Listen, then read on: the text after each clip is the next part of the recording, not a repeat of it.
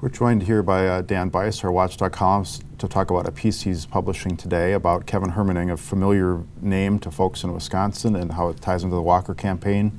He's the governor's advisor, one of them on Iran. He's the former hostage. Dan, tell us about your piece. He's gotten a lot of attention from the Walker campaign. First is he was introduced at Walker's announcement.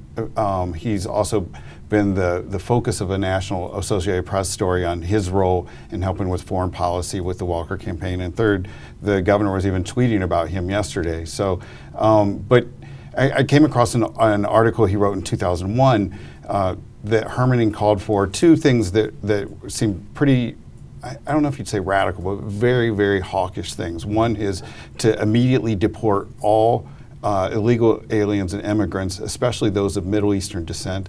And two, he called for the immediate bombing and destruction of the capitals of 7 countries, Muslim-dominated countries, including the use of nuclear weapons to attack these cities. I talked to him this week.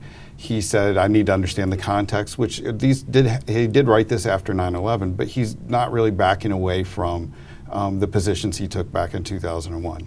Okay, so what's the governor's reaction to this? Is he experiencing any blowback, do you think, from something like this? I think I'm the first person to raise it, so there hadn't been much blowback, but I asked them, do you agree with what he said?